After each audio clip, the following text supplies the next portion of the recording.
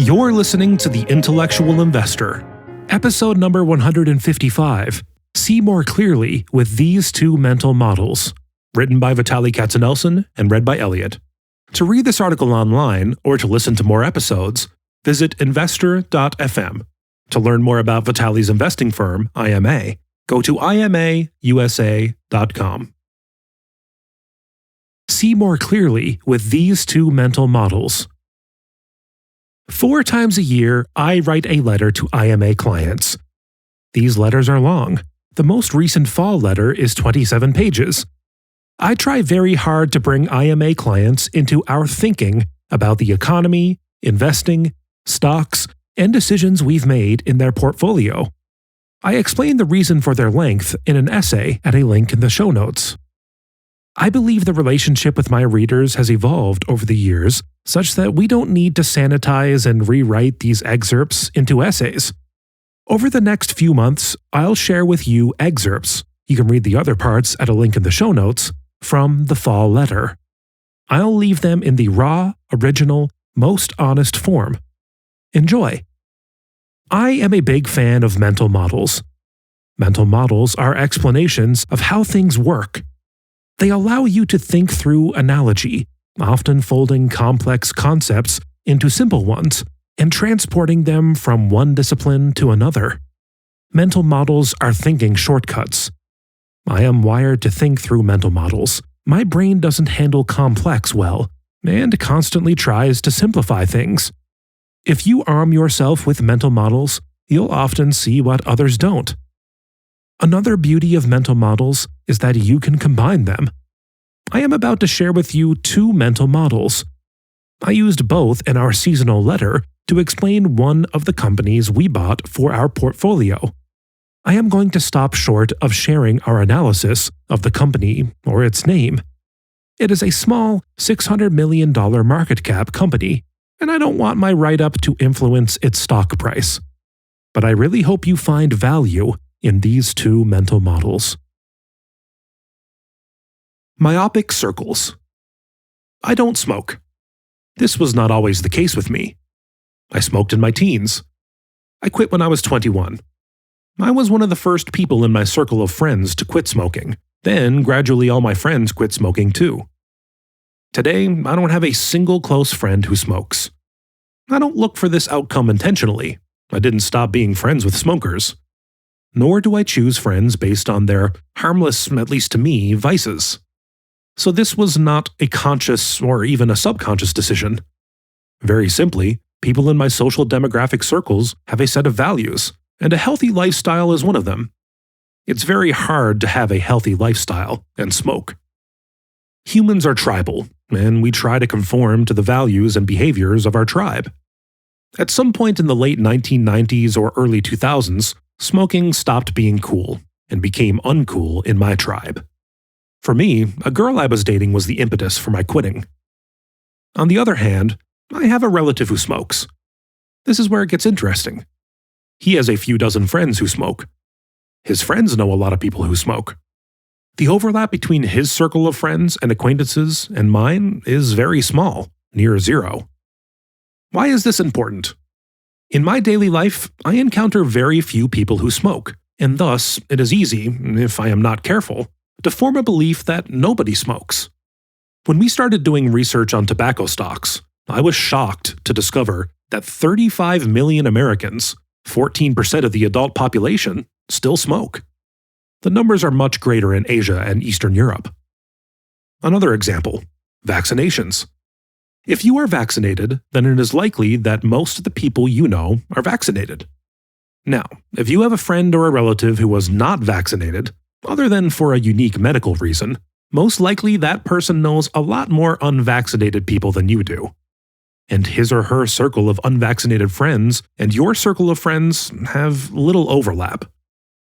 This myopic circle framework applies to many parts of our lives. Here are more examples. What we watch on TV is influenced by our values and our willingness to share our experience with others. How we watch TV, over the internet or over cable. Our political beliefs. We tend to surround ourselves with people we agree with. Our shopping habits. our preferences for shopping at malls, on QVC, or online. Even the types of cars we drive, electric versus ICE. When we live in our micro circle, we forget about the existence of other circles. If we are not careful, the lens through which we look at the world may get strongly tinted with our perspective and turn myopic. You'd think that as you venture out on the World Wide Web, this would change. It does a little, but not much. Maybe a guy you went to third grade with, who was now your Facebook friend, has different political views from yours. You argue with him over the occupant of the White House and then defriend him or unfollow him. But mainly, your social networks will feed you content that agrees with your biases. For an analyst, and I'd argue for being a human being too, myopic vision is dangerous. It leads to missing both opportunities and potential threats. Let's look at another mental model. A book that has had a profound impact on me, not just as an investor, but as a business person, is Malcolm Gladwell's David and Goliath. It re-examines one of the oldest biblical stories. 3,000 years ago, in the Elah Valley of the Judean mountains, an army of Philistines and an army of Israelites, led by King Saul, faced each other. The armies were stalemated. To attack, either army would have to go down into the valley and then climb up to the enemy's ridge. The Philistines ran out of patience first and sent their greatest warrior, Goliath, to resolve the deadlock in one-on-one combat. Goliath was a 6'9" giant, protected from head to toe by body armor and a bronze helmet. He yelled, "Choose you a man and let him come down to me. If he prevails in battle against me and strike me down, we shall be slaves to you. But if I prevail and strike him down, you will be slaves to us and serve us." There were no volunteers in the Israelites' camp. Who could win a fight against this giant? Then an ordinary-looking shepherd boy stepped forward. His name was David. To me, David versus Goliath was always just an inspirational story about a young boy defeating an evil giant. Or as Gladwell puts it, for most people, David versus Goliath is a story of when ordinary people confront giants. But Gladwell presents the story in a different light. When David goes to face Goliath, King Saul offers him his sword. David refuses. Instead, he picks up a few polished stones and throws them in his pouch.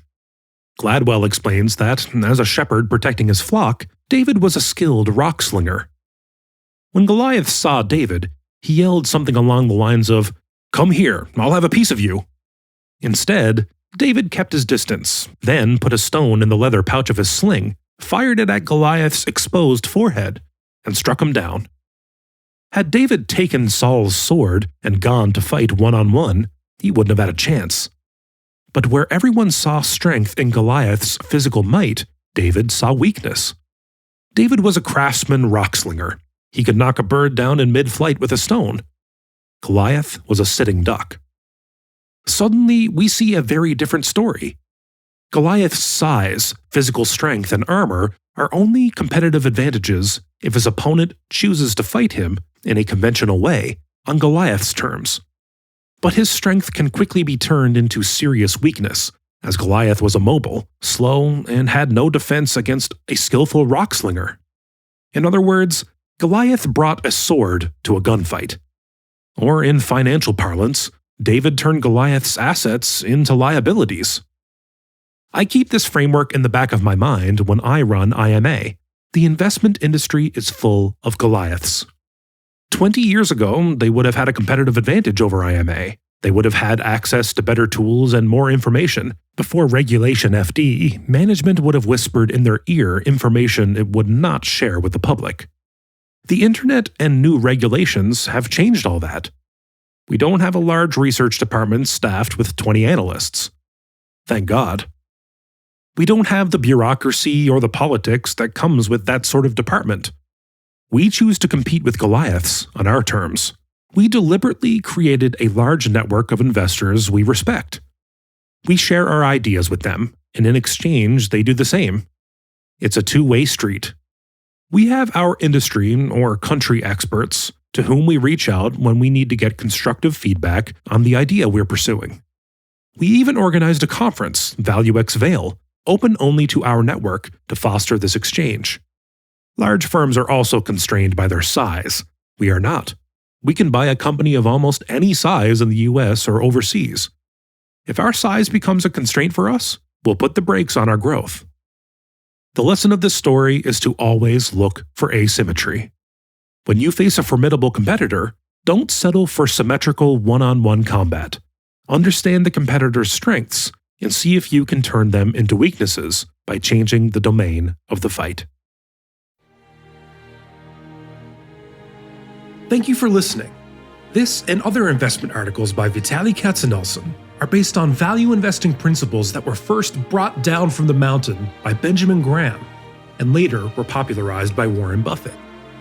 To learn more about these principles, visit investor.fm and listen to the first episode of this podcast, titled The 6 Commandments of Value Investing. To learn more about how Vitaliy's investment firm uses these principles to create low-risk, long-term oriented portfolios, visit imausa.com. Enjoy life and prosper.